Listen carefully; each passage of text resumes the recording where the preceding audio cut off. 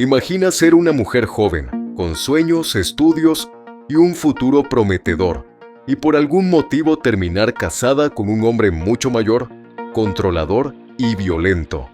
Imagina que un día ese hombre llega ebrio a casa, discuten, y en cuestión de minutos te arrebata la vida frente a los ojos de su propio hijo.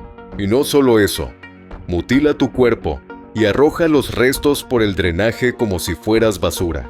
Ese fue el destino de Ingrid Escamilla. Y la historia que te voy a contar no solo estremeció a México, sino que encendió la rabia y la indignación de millares de mujeres alrededor del mundo. Un crimen que expuso la violencia extrema y la indiferencia de un sistema que tantas veces le falla a las víctimas. Desde la llamada que destapó el crimen, hasta el juicio que condenó a su asesino. Y lo haremos paso a paso, para entender no solo quién fue Ingrid y cómo terminó atrapada en una relación que la llevaría a la muerte, sino también por qué su historia se convirtió en un símbolo de lucha contra la violencia de género. Todos los días convivimos con la maldad. Somos testigos de la parte más oscura del comportamiento humano. El sufrimiento provocado por un individuo a otros es algo latente en nuestra sociedad. En Investigadores Criminales nos adentraremos en ese lado oscuro de la humanidad. Traeremos a la pantalla los más perversos crímenes y trataremos de entrar en la mente de esos seres que cometen los más terribles actos.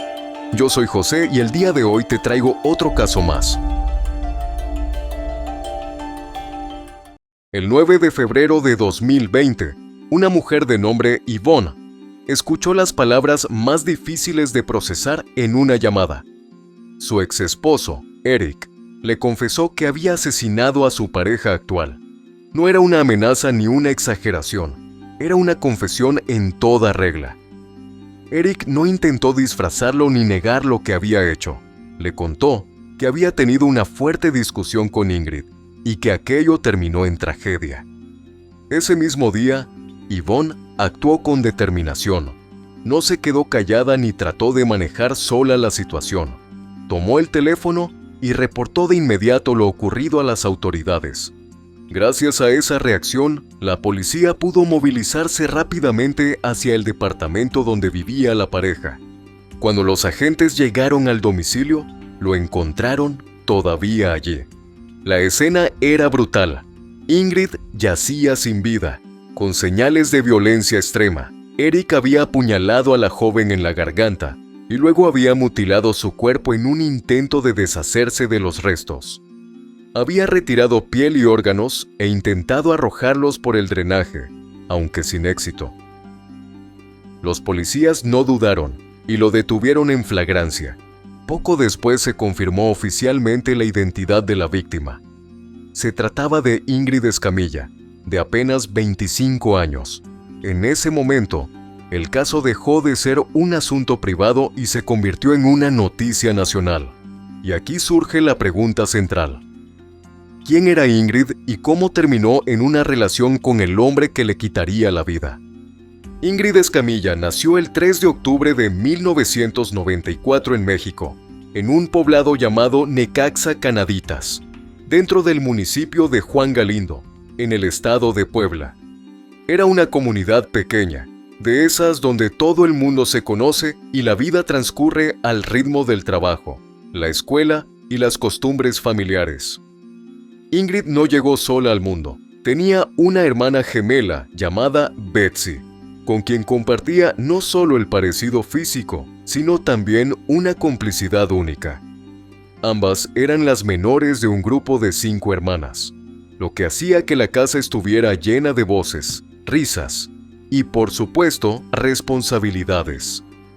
Durante sus primeros años, Ingrid creció bajo el cuidado de su madre, Antelma Vargas, y de su padre. Pero según lo que se reportó en los medios, con el paso del tiempo la dinámica familiar cambió. La madre dejó el hogar, y fue el padre quien asumió por completo la crianza de las hijas. Ese hombre se convirtió en el verdadero sostén de la familia. No solo les brindó techo y alimento, también les enseñó valores de esfuerzo, amor y responsabilidad. El papel del padre fue tan determinante que las hijas siempre hablaron de él con profunda admiración. Lo describían como un hombre fuerte, amoroso, valiente y responsable, alguien que supo ser padre y madre a la vez. Ingrid, en particular, tenía una relación muy estrecha con él. Vivir sin la figura materna no fue fácil, pero gracias a su presencia, la familia pudo mantenerse unida y salir adelante. Esa experiencia marcó a Ingrid y la hizo valorar aún más la importancia de la familia y del apoyo mutuo. La infancia de Ingrid transcurrió en ese ambiente de lucha y resiliencia. En casa, siempre estuvo acompañada de sus hermanas, con quienes compartía las tareas cotidianas y los sueños de futuro. En Necaxa Canaditas, Ingrid no pasaba desapercibida. Su belleza era evidente, pero no se trataba solo de lo físico. Era una joven que destacaba por su sonrisa, por su carisma y por la manera en que trataba a los demás. Ese reconocimiento en su comunidad la llevó a participar en un concurso local, donde fue coronada como reina de belleza. Aquello la convirtió en una figura muy conocida en la localidad, alguien a quien todos identificaban no solo por su apariencia, sino también por su simpatía y cercanía. Sin embargo, Ingrid no era únicamente una cara bonita. Lo que más resaltaba en ella era su disposición para ayudar. Tenía una personalidad solidaria y participativa, siempre interesada en involucrarse en actividades que beneficiaran a otros. En el terreno académico, Ingrid Escamilla siempre mostró determinación. Primero cursó la preparatoria, etapa en la que empezó a definir qué quería para su futuro. Su interés por el turismo y la gestión la llevó a elegir la carrera de Administración de Empresas Turísticas, pero no se conformó solo con la licenciatura. Buscó ir más allá y realizó una maestría en la misma especialidad, demostrando que tenía ambición y disciplina para construir una vida profesional sólida. Pero antes de alcanzar esas metas, Ingrid tuvo que enfrentar uno de los golpes más duros de su vida. A principios de 2016, cuando apenas tenía 21 años, murió su padre. Para ella y sus hermanas, esa pérdida fue devastadora. No solo perdían a un padre, perdían al hombre que había sido el pilar de la familia, el que había hecho el doble papel de padre y madre después de la salida de Antelma del hogar. El vacío que dejó fue enorme. Todas sus hijas lo admiraban por su fortaleza y por cómo había sabido mantener unida a una familia numerosa en circunstancias difíciles. Ingrid, en particular, se refería a él como un hombre fuerte, amoroso, valiente y responsable. En sus redes sociales, le dedicó un mensaje lleno de gratitud, recordándolo como alguien que había dado todo cuando no tenía nada y que pese a las dificultades, había regalado momentos felices a sus hijas. La muerte de su padre fue un antes y un después. A partir de ese momento, Ingrid se propuso hacerlo sentir orgulloso desde donde estuviera. Redobló esfuerzos en sus estudios y buscó oportunidades que le permitieran crecer. Y lo consiguió. Tiempo después, fue contratada en el Ayuntamiento de Necaxa, un puesto que representaba no solo un logro personal, sino también un paso importante hacia sus metas profesionales. Lo que no sabía era que en ese trabajo conocería a la persona que terminaría convirtiéndose en su agresor. Eric Francisco Robledo Rosas, un ingeniero civil ya entrado en sus 40. Eric nació el 22 de septiembre de 1973 en Necaxa, Puebla, el mismo municipio donde años después también crecería Ingrid. Él tenía, por lo tanto, 21 años más que la joven que se convertiría en su pareja, mientras Ingrid daba sus primeros pasos hacia la adultez. Eric ya estaba en una etapa completamente distinta de la vida. Esa diferencia de edades, aunque no siempre determina el rumbo de una relación, fue un factor que inevitablemente marcó la dinámica entre ambos. La familia de Eric era reconocida en la comunidad. Sin embargo, aunque venía de un hogar con raíces respetadas, Eric no era visto como alguien accesible o amable. Al contrario, quienes lo conocieron de adulto lo describían como un hombre serio y mal encarado. Su carácter difícil era evidente y más de una persona comentó que tenía la tendencia a estallar con facilidad. Un conocido contó que le gustaba jugar béisbol, pero que incluso en esos espacios recreativos terminaba discutiendo y peleando con otros jugadores. Esa incapacidad de controlar sus impulsos lo acompañó toda su vida. Antes de iniciar una relación con Ingrid, Eric estuvo casado con Yvonne Barragán, con quien tuvo 2 hijos. Ese matrimonio tampoco fue tranquilo. De hecho, Yvonne solicitó el divorcio alegando malos tratos, y en su contra quedó registrada una demanda por violencia doméstica. Así las cosas, Ingrid y Eric convivieron en su lugar de trabajo durante semanas, y lo que empezó como una relación laboral terminó convirtiéndose en algo más personal. Poco a poco comenzaron a acercarse y finalmente se involucraron sentimentalmente. En algún momento de esa relación decidieron dar un paso más y empezar a vivir juntos en un departamento en la Ciudad de México. La mudanza fue progresiva. Según los vecinos, primero fue Eric quien se trasladó al departamento. Después, Ingrid tomó la decisión de renunciar a su empleo en el ayuntamiento y mudarse con él, iniciando así una nueva etapa de vida en común. Al principio, quienes vivían cerca de la pareja notaron que se mostraban felices.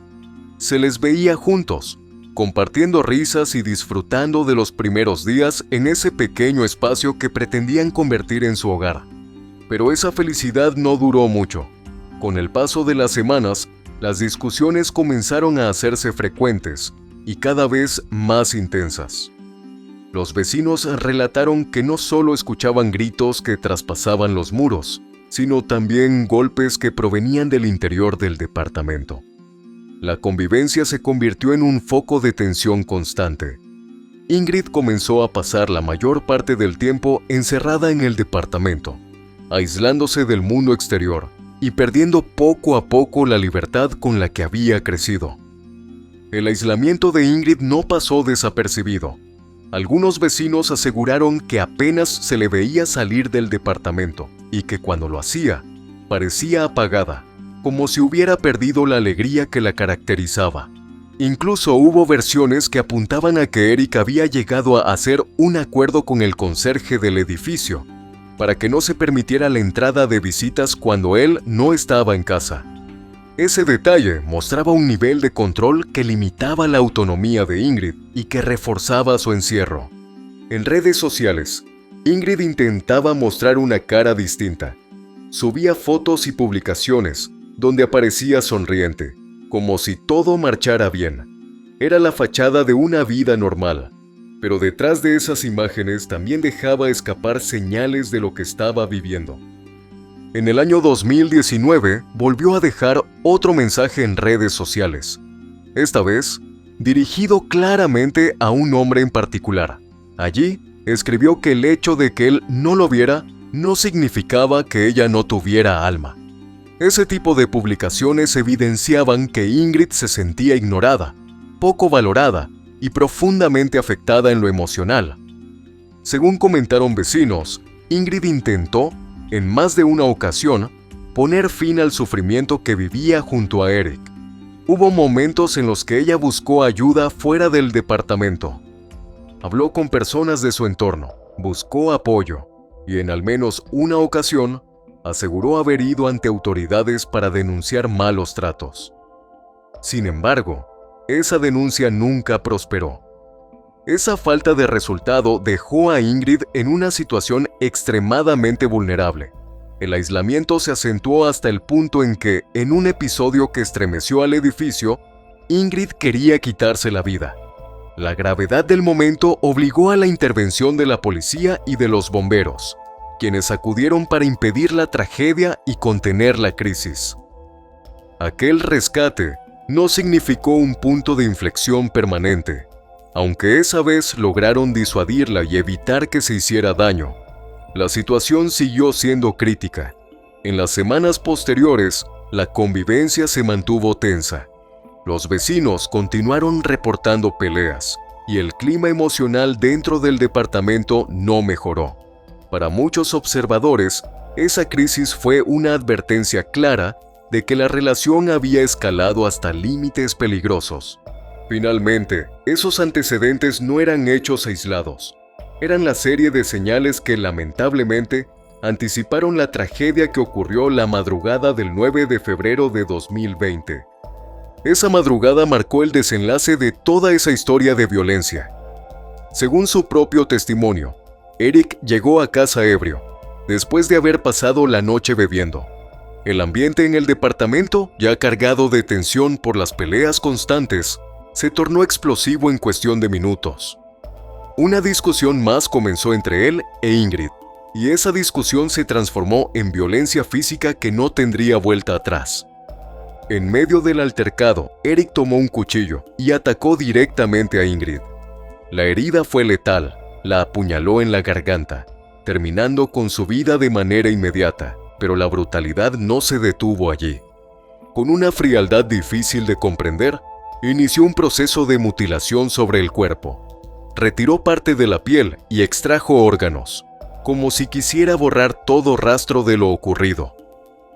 El ensañamiento con el que actuó es lo que hizo de este crimen uno de los más estremecedores de los últimos años en México. Tras matarla, Eric intentó deshacerse de los restos. Desatornilló el inodoro del departamento y comenzó a arrojar órganos al drenaje. Su objetivo era desaparecer cualquier evidencia que lo incriminara. Sin embargo, su plan falló. Los órganos eran demasiado grandes y el drenaje no pudo tragarlos. Ante ese fracaso, improvisó otro método. Colocó los restos en bolsas de plástico, pensando en sacarlos del departamento más adelante para tirarlos en un lugar lejano y difícil de rastrear. Ese intento desesperado por ocultar el crimen no hizo más que prolongar el horror. Dentro del mismo departamento, en presencia de su hijo de 15 años con autismo, se llevó a cabo una de las escenas más macabras registradas en el país. Eric creía que aún podía controlar la situación, pero lo que no sabía era que él mismo daría el paso definitivo para destaparlo todo. Una llamada telefónica que lo expondría ante la justicia. Después de cometer el crimen, Eric llamó a Yvonne y le hizo aquella confesión de la que ya hablamos. Reconoció haber asesinado a Ingrid. Esa llamada fue el punto de quiebre que desencadenó la reacción inmediata de las autoridades. Yvonne no se quedó con la duda ni trató de manejar la situación sola. Tomó la decisión correcta y reportó de inmediato lo sucedido. Gracias a esa denuncia, la policía se movilizó con rapidez hacia el departamento donde vivía la pareja. Al llegar al lugar, los agentes se encontraron con una de las escenas más desgarradoras que se recuerdan. Dentro del pequeño departamento estaba Eric, todavía junto al cuerpo de Ingrid. El rastro de lo ocurrido era evidente: sangre en el suelo, órganos en bolsas y un inodoro desatornillado que mostraba el intento fallido de deshacerse de los restos por el drenaje. No había espacio para dudas. El crimen había ocurrido allí mismo y él no había tenido tiempo de escapar. La policía actuó de inmediato, lo detuvieron, aseguraron el área y comenzaron a tomar nota de cada detalle. Eric en ese momento no huyó ni intentó resistirse. Al contrario, reconoció lo que había hecho. Según lo registrado, llegó a decir que había matado a Ingrid tras una discusión que se salió de control y que después había intentado desaparecer el cuerpo. ¿Y por qué fue el motivo que le hiciste eso a tu esposa? Que empezamos a discutir. Ajá. Y seguimos discutiendo, nos empezamos a forcejear. Pues me dijo que me quería matar. Le digo, pues mami. Luego, Y le digo, pues mami. Y estábamos ahí en la cocina. Le digo, pues de una vez, que saque un cuchillo. Le digo, de una vez, como 2 veces más. ¿y por qué la destazaste? No quería que nadie se diera cuenta. ¿Cómo fue que la mataste? Con ese mismo cuchillo que me golpeó, se lo enterré por el cuello. ¿Y dónde tiraste todas sus partes, sus piezas? Le digo La carne que le quitaste. que al drenaje. Al drenaje lo aventaste. ¿Por qué quieres ocultar los hechos? Por vergüenza, miedo. Su frialdad al explicarlo solo aumentaba el horror de lo que tenían delante. Los agentes sabían que no se trataba de un caso común. La brutalidad con la que se había cometido el hecho lo convertía en un crimen de enorme gravedad. Inmediatamente se inició el procedimiento para trasladar a Eric, resguardar el lugar de los hechos y comenzar con las diligencias necesarias para identificar de manera formal a la víctima. El 10 de febrero de 2020, apenas un día después, los restos de Ingrid fueron entregados a su familia. Era el momento más duro. Recibir a una hija, a una hermana, no en vida sino en un ataúd convertido en símbolo del dolor y de la violencia que había sufrido. La noticia del crimen ya había sacudido a todo México, pero para su familia, el impacto era aún más devastador. La joven de 25 años que había nacido y crecido entre ellos ya no estaba. La decisión fue trasladarla a su pueblo natal, donde Ingrid fue velada y sepultada. Las lágrimas y los abrazos se mezclaban con la indignación de quienes no podían entender cómo alguien tan joven, con tantos sueños, había terminado así. Sus hermanas, incluida su gemela Betsy, estaban destrozadas. Su madre, Antelma, lloraba la pérdida de una hija a la que apenas había visto crecer, y recordaba cómo había sido su padre el que las había sacado adelante. El vacío era enorme, imposible de llenar. En los días posteriores al crimen, cuando la familia apenas comenzaba a enfrentar el duelo, ocurrió algo que aumentó aún más el dolor y la indignación. Se filtraron fotografías del cuerpo de Ingrid. Esas imágenes, obtenidas de manera indebida por funcionarios que participaron en la escena del crimen, terminaron circulando en redes sociales y en medios, exponiendo a la víctima de la forma más cruel e innecesaria. La reacción fue inmediata. A nivel nacional e internacional, la indignación creció. No solo se trataba del asesinato de Ingrid, sino también de la revictimización que implicaba exponer públicamente imágenes tan violentas. Las críticas señalaron no solo la brutalidad del asesinato, sino también la falta de respeto por la dignidad de la joven y de su familia. El caso dejó en evidencia un problema profundo: la falta de protocolos adecuados para proteger la privacidad de las víctimas. La difusión de esas fotos encendió el debate sobre la responsabilidad de las instituciones y abrió un nuevo frente de lucha. No bastaba con exigir justicia por el crimen. También era necesario castigar a quienes habían permitido y facilitado la filtración de las imágenes. Ante la presión social, se anunció una investigación contra los funcionarios responsables de la filtración. Lo que debía ser una investigación seria y respetuosa, se había convertido en una cadena de negligencias que aumentaba la rabia de la gente. Ingrid no solo había sido víctima de Eric, sino también de un sistema que no supo protegerla ni después de su muerte. Todos estos hechos desataron una ola de indignación que no se quedó solo en redes sociales. Apenas unos días después, el 14 de febrero de 2020, colectivos feministas y ciudadanos salieron a las calles de Ciudad de México para protestar. Aquella fecha que muchos asociaban con el Día del Amor y la Amistad, se transformó en un día de rabia y exigencia de justicia. Las manifestantes marcharon hacia distintos puntos de la ciudad, y en medio de la protesta se registraron actos de confrontación. Un vehículo perteneciente a un medio de comunicación fue incendiado como señal de repudio hacia la forma en que algunos medios habían manejado la difusión de las imágenes de Ingrid. Era una muestra clara del hartazgo de las mujeres frente a la violencia y a la manera en que, una y otra vez, los casos eran tratados con morbo en lugar de con respeto. 2 días después, el 16 de febrero de 2020, las protestas continuaron. Esta vez, el punto de reunión fue el propio edificio donde Ingrid había sido asesinada. Hasta allí llegaron familiares, vecinas y activistas. Las investigaciones por la filtración de las fotografías del cuerpo de Ingrid avanzaron con lentitud, pero finalmente, en diciembre de 2020, se dio a conocer un hecho importante. la detención de un policía señalado como uno de los responsables de haber difundido las imágenes. Para la familia de Ingrid y para los colectivos feministas, aquella detención fue un paso necesario. No devolvía la dignidad arrebatada, pero sí enviaba un mensaje. No se podía permitir que funcionarios revictimizaran a las mujeres incluso después de su muerte. Ese anuncio llegó casi un año después de los hechos, lo que mostraba la dificultad de obtener justicia en este tipo de casos. Aún así, el proceso abrió la puerta a que se revisaran protocolos y a que más gente levantara la voz contra la negligencia institucional. Ingrid ya no podía defenderse, pero su caso estaba obligando a que otros lo hicieran en su nombre. Con todo esto llegamos al 2021, año en el cual se comenzaron formalmente las audiencias judiciales contra Eric. La madre de Ingrid, Antelma, se convirtió en una figura central dentro del proceso. Su participación fue activa.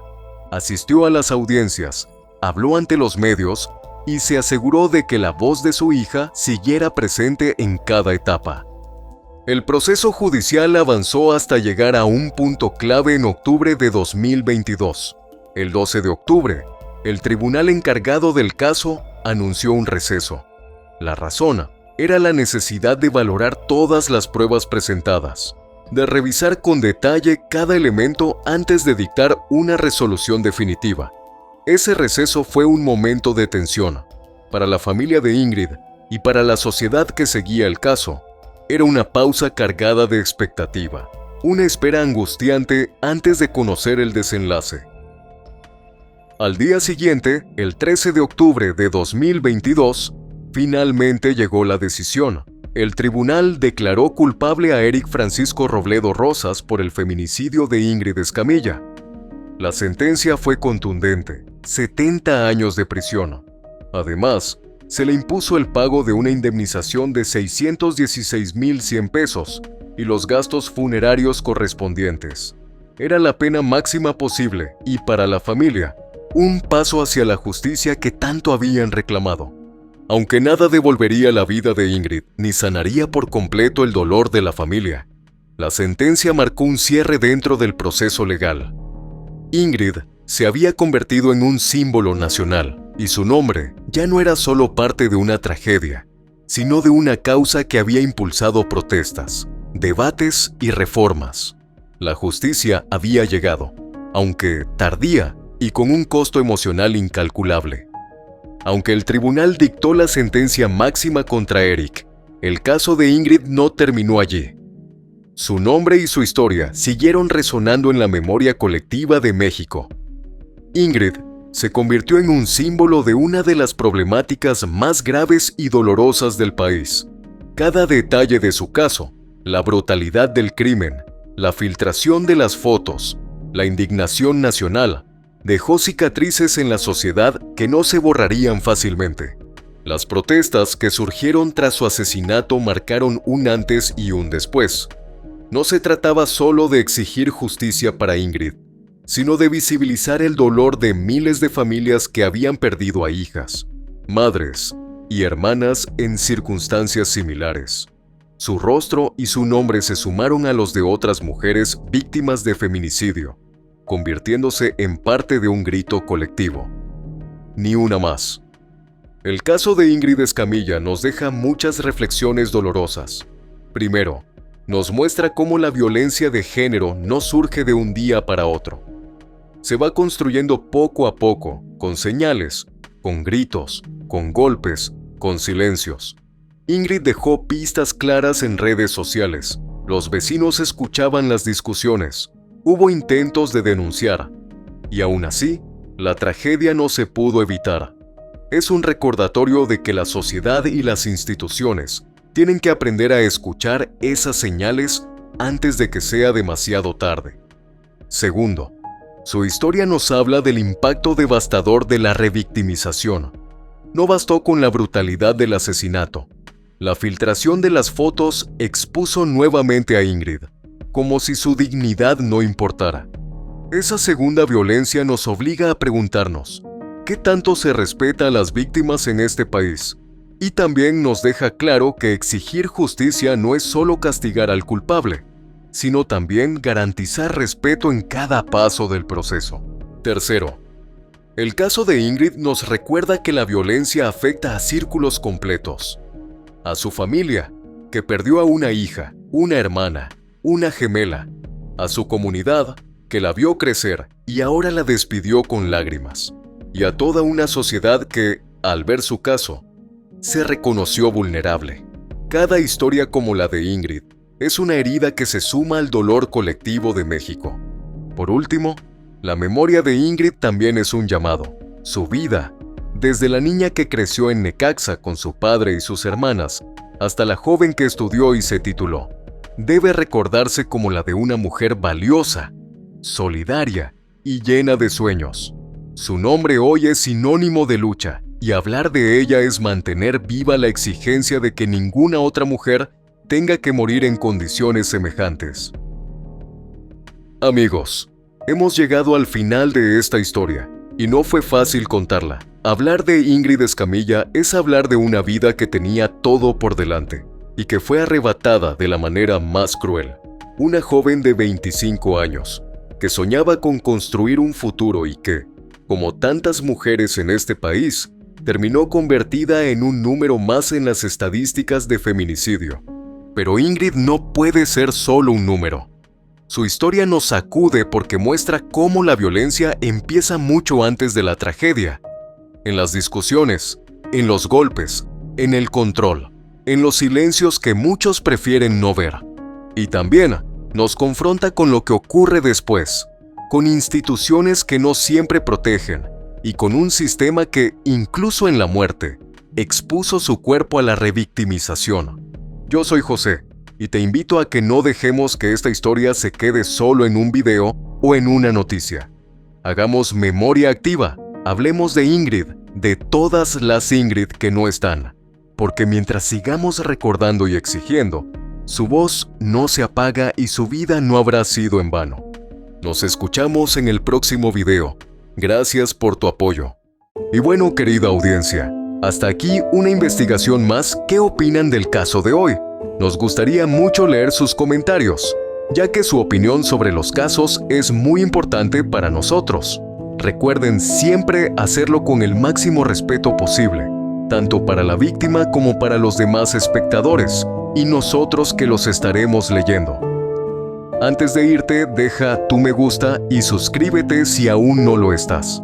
Tampoco te olvides de compartir este video si crees que a alguien que conoces le puede interesar. Nos vemos hasta otra investigación criminal. Adiós.